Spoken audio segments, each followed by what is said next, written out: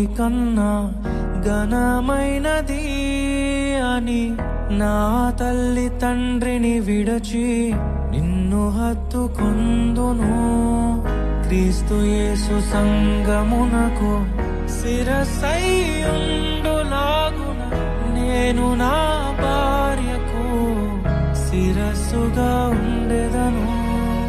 నా ప్రియ సతీవే నాలో భాగస్వామివై యేసును వెంబడించు సహవాసివై అంతము వరకు నీకు తోడయుండి క్రీస్తుని నీడలో ఫలించెదము.